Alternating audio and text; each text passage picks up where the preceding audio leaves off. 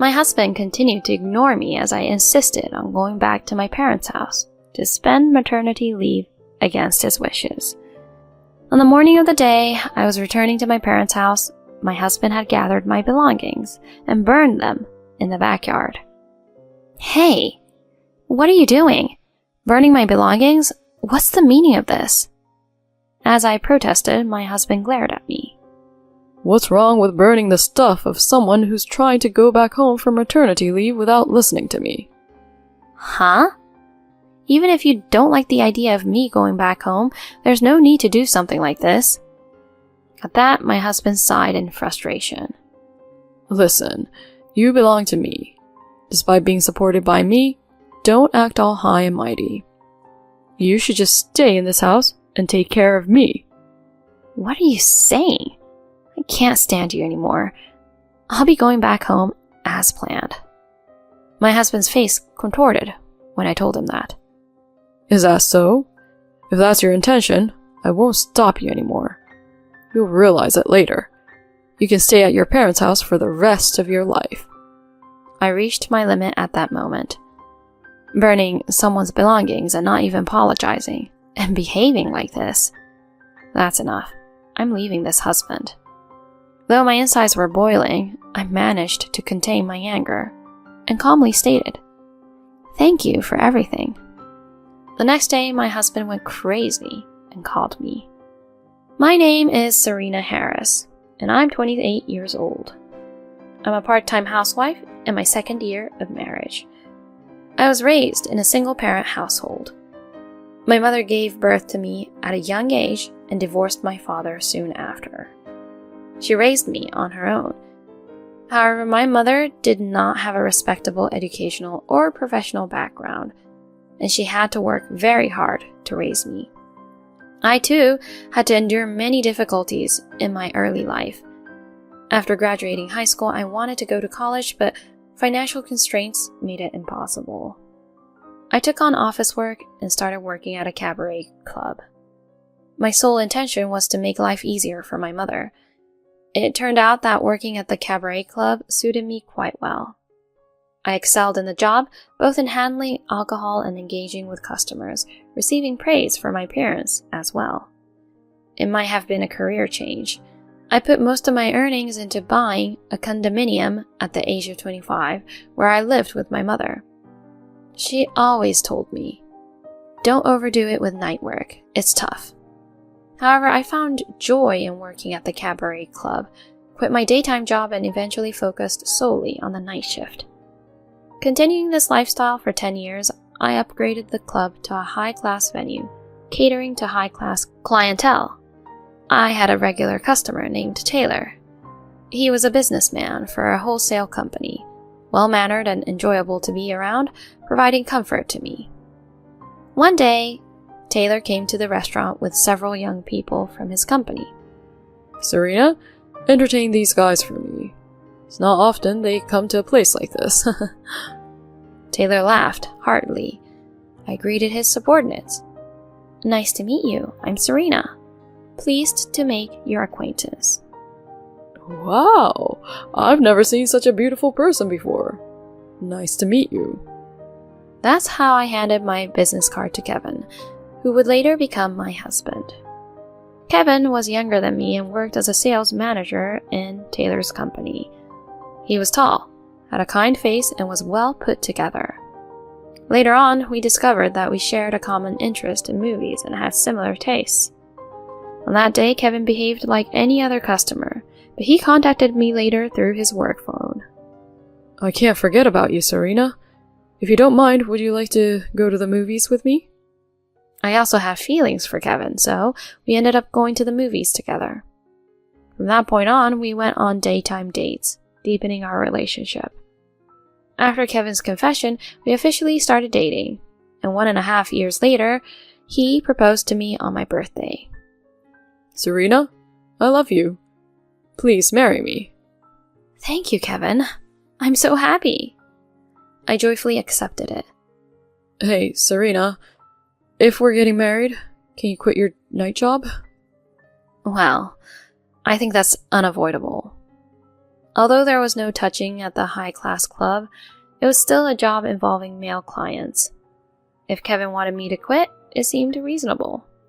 So I quit the nightlife industry as soon as I got married. My mother was very happy about my marriage to Kevin. Serena getting married. I'm truly delighted. Please take care of her, okay? I promise to make her happy, Mom. Seeing my mother shed tears of joy, I felt grateful for deciding to marry Kevin. Even at Kevin's parents' house, I was warmly welcomed. Despite knowing about my previous night job, Kevin's parents told him, Serena has gone through a lot. Now it's your turn to make her happy. Afterward, I informed the club and regular customers that I was quitting the night job. Kevin, Taylor, and others were surprised, but said, Serena and Kevin are getting married. Well, I might have played Cupid, but I'm happy. Congratulations. In this way, I had a grand farewell party and left the nightlife industry. After that, Kevin and I registered our marriage. We had a small wedding ceremony and began living together on the ground floor of an apartment with a garden. Serena, would you become a full-time housewife? I worry that if you start working, other men won't leave you alone. You worry too much. I only have eyes for you, Kevin. Can't I work a part-time job during the day? No, you can't.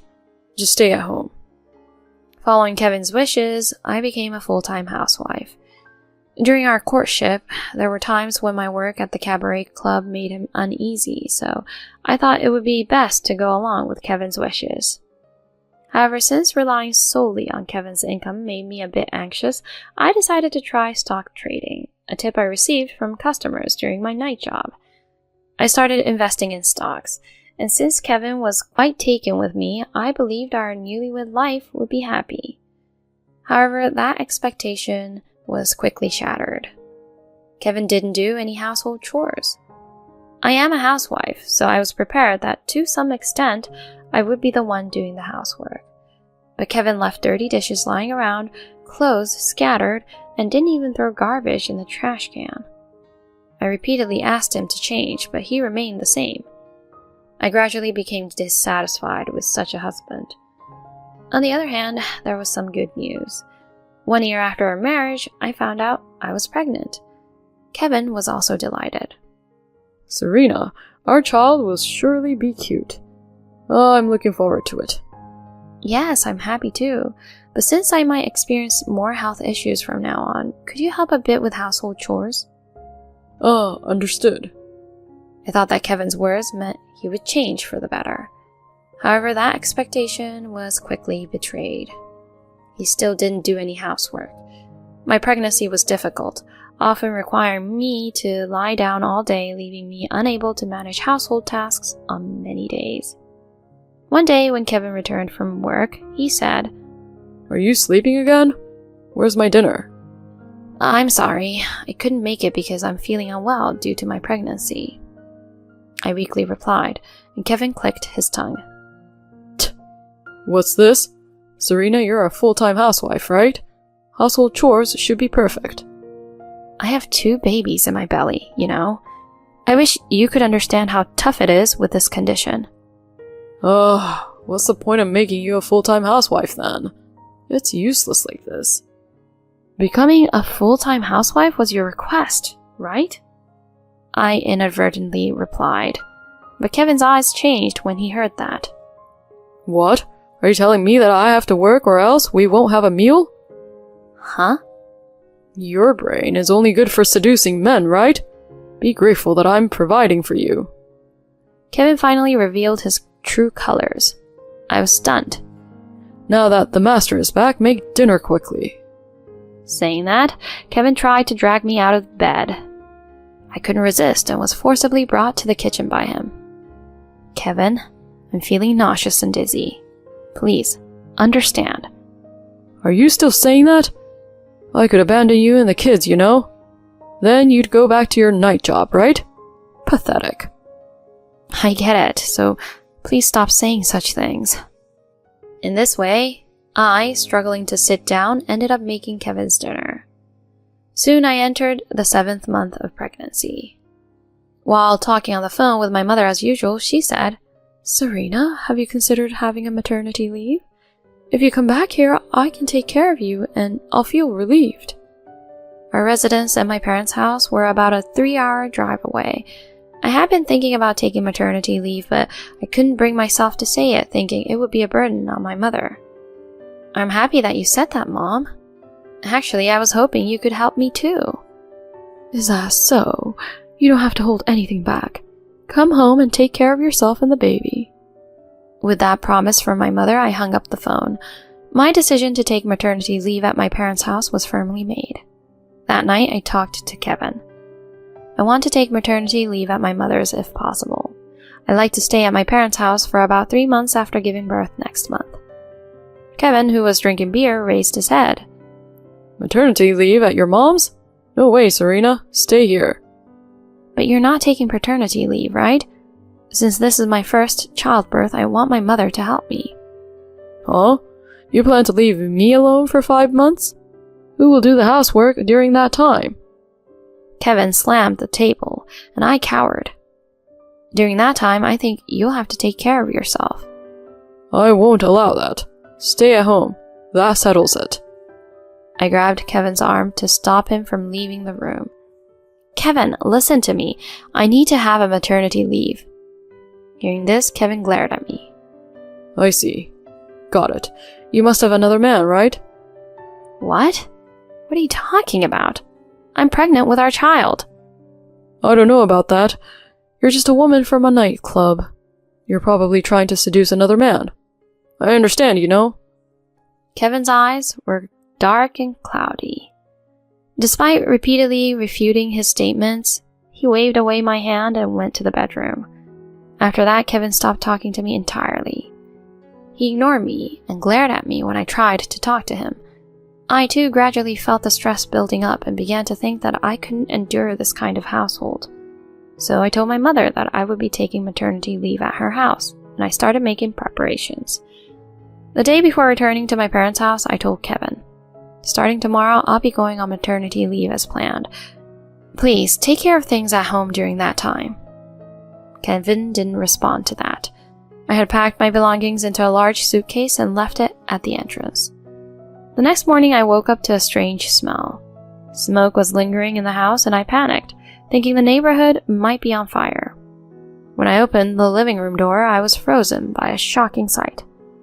To my surprise, Kevin was taking out the items I had packed and burning them in the backyard.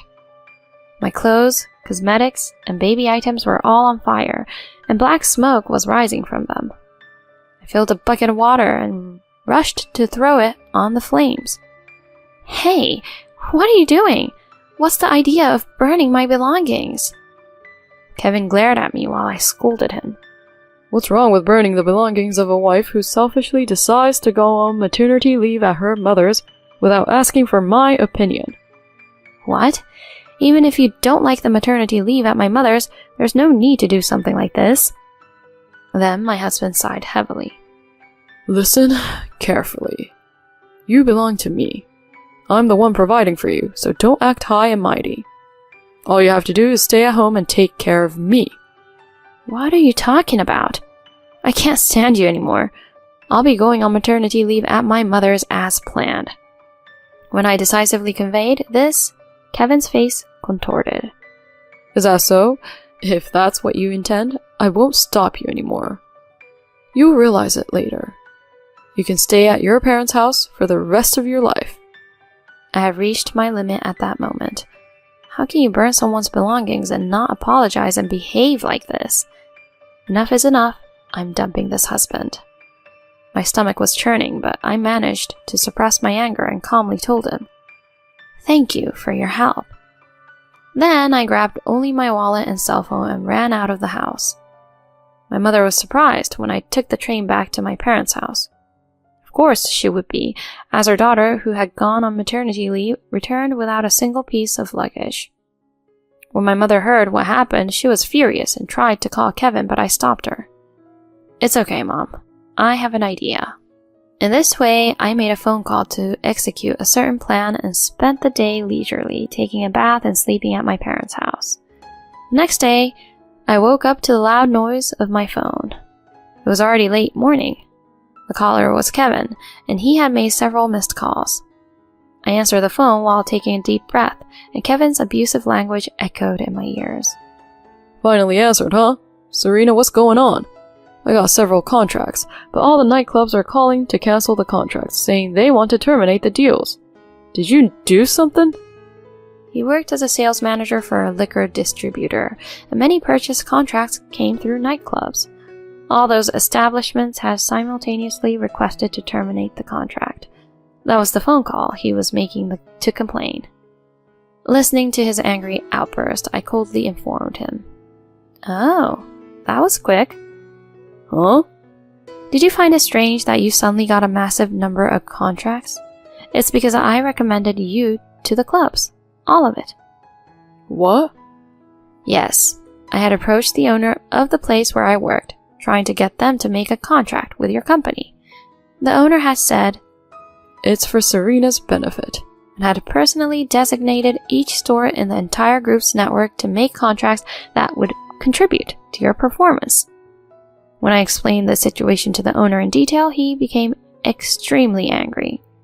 He ordered the entire group to terminate contracts, stating that he couldn't have someone like that working for the entire organization.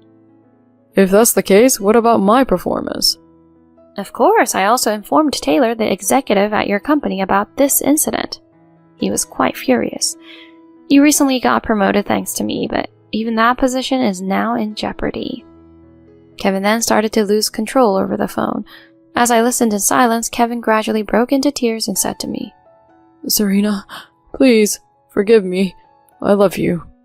I just wanted to monopolize you. I promise to be a good husband and father from now on, so please try to renegotiate the contracts." Huh? That's impossible, though. Oh, why? Because if I can't earn, you'll be in trouble, right? Don't worry. I've been secretly investing in stocks, and I have enough profits. I plan to work from now on, so I don't need you in my life anymore. Even if it means going to court, I'll divorce you. No. Serena, please, forgive me. I hung up on the crying Kevin. After the divorce between Kevin and me was finalized, I claimed emotional distress compensation from him, and it was promptly paid. Kevin had all the contracts I had secured terminated and was demoted to the back office thanks to Taylor's influence. Taylor told me, "I would have fired him, but I had to make him pay child support." Currently, it seems Kevin is working every day, rumored within the company as the lowest man who burned his wife's luggage when she went back home to give birth. Even upon hearing this, I haven't shown any signs of distress. I hope he pays his child support payments. I, on the other hand, was able to give birth safely. I gave birth to a sweet little girl. Now I'm raising her with my mother in my hometown, and once things settle down, I plan to start a daytime job. Fortunately, a customer from my nighttime job introduced me to a great opportunity. From now on, I want to enjoy my daughter's growth and positively carve out my own life.